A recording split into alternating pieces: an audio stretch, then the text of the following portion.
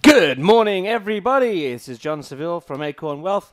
Executive summary time ahead of the markets here Wednesday on the 23rd. And yeah, what a wicked day. We expected the market was going to break down, and today, well, Tuesday, we definitely did that. We had a nice big sharp breakdown to the 22.3% Fibonacci that you can see here illustrated on the chart. I'll just take these lines off. There we go. Okay, so you see the breakdown from below the channel, straight down, hit the Fibonacci, and had a nice little bounce up. So we could see a little rally up into the overhead resistance here around 1970. Of course, that being previous open range, but now we have broken below open range and closed beneath that. So that sets the tone for a negative rest of the month, and hopefully we start to fill in some of the space down to the target of 1800, 1810 on the bear flag for the S&P 500. So a quick review of some of the stocks, just to flash through those. DATA. Looking great. This one is still dropping and may actually be going through a secondary actionable area. I'd be looking at a possible rally on this one up to the open of yesterday's candle, which is $86. So a rally up to 86, I'd still short this, or a break of 81.50. So a rally up to 86. Or a break of 81.50 would both be opportunities to enter this short as a secondary opportunity. There's still quite a lot of room for this to drop. Obviously less than when we previously found it, but I'd be looking at a target here of looking at the lows. So I'd be looking at a target of about 70, about 79. So. Yeah, so we obviously, the best way to play that was we'd be looking for the rally up, but a target 2, it could just keep dropping. The way I would play that is I wouldn't be getting out at the target. I'd be letting it drop and lowering the stop loss beneath it, which would be above the moving averages. Right now, so really the best way this I can see it's playing out is rallying up into that moving average. So at $86. Excuse me. ACHC also in play. This is beautiful. Went straight up, is rolled straight over. This one looking really good down from the that entry criteria we talked about, up around $76, and this is now down about $2 so far, and looks like that's continuing. It's got a healthy downward trend here, broken beneath the moving averages. All the good stuff we want to see. ZLTQ.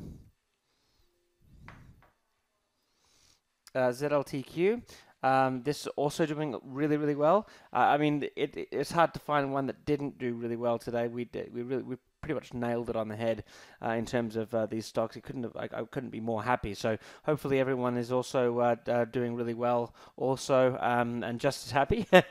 ZLTQ just dropping straight down. So hopefully this now fills this kind of a head and shoulders pattern. You can see it's just underneath these resistance levels. I mean, again, if you're looking to get into that one, I mean, it'd still be under resistance if it could rally up and around this $36 area. But obviously that's prime from where it's dropped around this entry criteria that we discussed last week. So that one's beautiful, but now you can see it's underneath this this secondary resistance, which is where the bottoms here were, the top here, the bottom here. So you can see resistance is right there around $35.80. So that could be a possible place to short it if it does rally up tomorrow, if you want to take advantage of the drop down to around that $32.30 level. So that would still give you about a $3 drop, and so that would be another one that could be considered if you were looking for potential new positions tomorrow.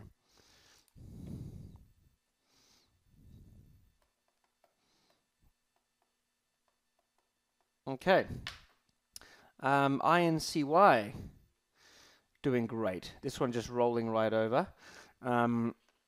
With this one, you can see this has got the potential for now forming a bit of a possible head and shoulders. So I just, because the market, it did really get a lot of support today, and so that's just something I want to be cautious of. And looking at the way those bottoms are forming up, they're pretty symmetrical. So I'd expect that this will potentially rally up. So I'd be looking at taking profit here, and then for a short-term trader, and then getting back in just under around that 125 mark. So say 124.93, or waiting for a break of 113.73. Either way, that would be what I would be looking for on this one, for a continuation down to this about 103 or so dollar mark that we'd talked about in the newsletter. So still the same target, but I think that this is going to possibly have a short-term rally.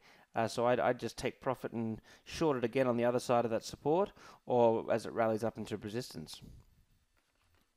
NSR is also still looking good for a trade. We talked about it last week. A lot of these positions already on the options are up 50 to 150%, but this one you can see it's just underneath the moving average and the neckline for the head and shoulders. So this one still from 27.30 down to say 25.30 still has a $2 potential reward,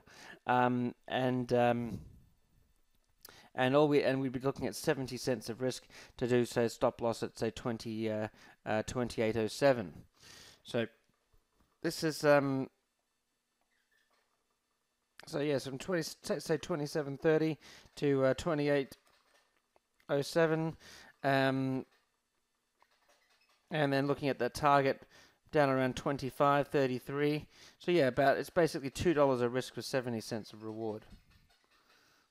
So that still has the risk-reward ratio, and it could be optionable, it could be stock. Either way, there's not a lot of options. Volume. So still good price, still a lot of money going through it, but probably not a huge option chain. But I do believe I own options on this, and continuing to hold.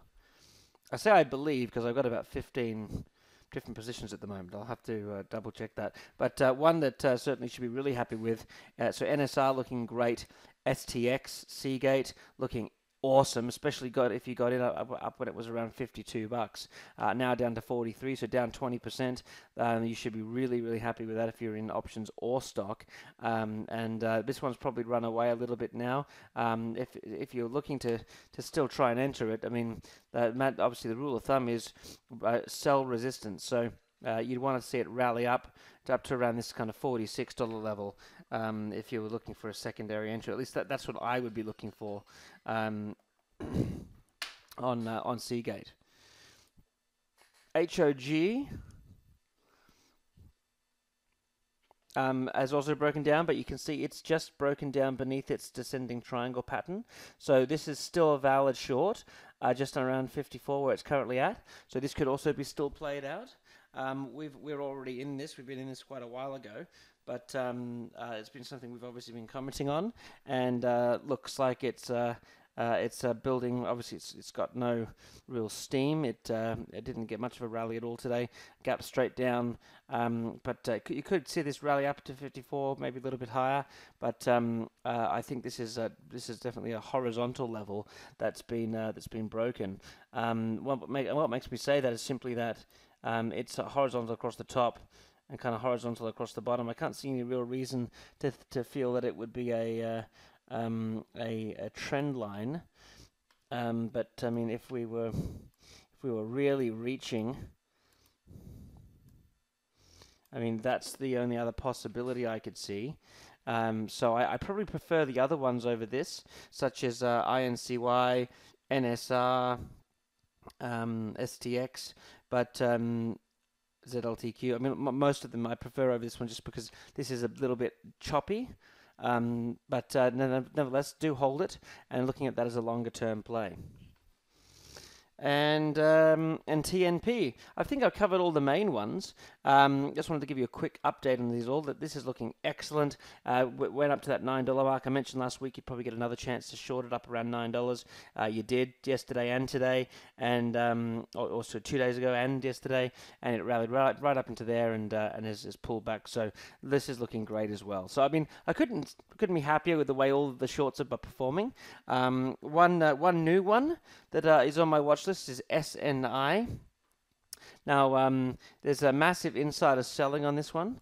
Not massive, I shouldn't say that, but substantial. And this one looks like, if we go back a little while, you can see that there's a fair way for this to drop. And it's already dropped a fair way. So there's a lot of momentum to the downside. And so this Charles Scripps, I'm assuming that's the same Scripps of Scripps Network. Charles Scripps has been selling this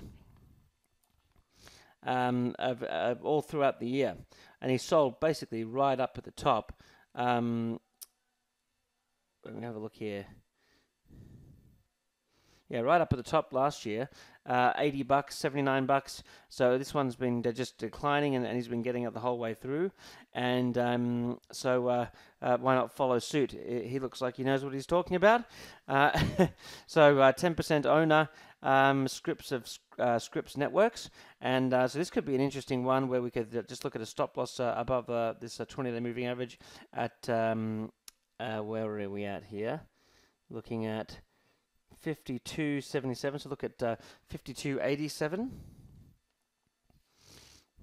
That's a stop criteria, and then I'd be looking at basically either a rally up to 52 for an entry, or a break below the low of this candle. So looking at 50.83 as an entry. So either 50.83 or up to 52. And of course, you can have two possible entries by using OCO orders. One cancels other. So if it rallies up and hits the target, it cancels the other order. If it breaks down and hits that target, it cancels the one above. So that way you don't have to worry about getting two multiple orders and investing more than you wanted to. Okay, on the long side, I'll try and keep this short. I know everyone's probably getting ready for the market. So VVUS 160 was their entry criteria. That's looking great. Even in the down market, this one looks like it could really go. CSTM is a new one. This one rallied up, broke its 50-day moving average. This also looks like it could go. So from around 8 to 820, kind of an entry criteria. And I just think that's got the potential of getting at least up to around this kind of a $12 mark. But the key thing we want to look at is the 100-day moving average. So you can see that's going to come in a little bit shy of that. So as a short-term target, I'd be looking at that moving average. So we're probably going to come in around $10, but still that's plenty of room. So CSTM as a new potential speculative long to hedge against the shorts. Again, expecting that one of them are going to lose. It's why I always like to hedge. So CSTM, I think, is a strong hedge against the shorts, as is VVUS. And one other one is SSP. This is another new potential hedge. SSP, funnily enough, is Charles Scripps' other company. And that's how I found it, actually. This one came up in my one of my scans, momentum scans, and you can see that he's purchasing this one and selling the other one. So that's really interesting. Anyway, bought 2.2 million of his own shares there at $19. We're obviously down from that, and I think that's basically a great short-term target. I think that could get back basically up to just under $19 from where we're currently at, and I'd be looking at a stop loss just underneath that at around 16.77. And so we're dealing with about 60 cents of risk for about $1.80 of reward, roughly. So again, good risk-reward ratios, keeping everything by the rules. So that is your executive summary, everybody, and we will have a very special announcement coming out towards the end of today, if not very early tomorrow, with for all of you gold members and also people on a gold trial. We have a very nice thank you and and some special stuff to announce to you for continuing on with your membership.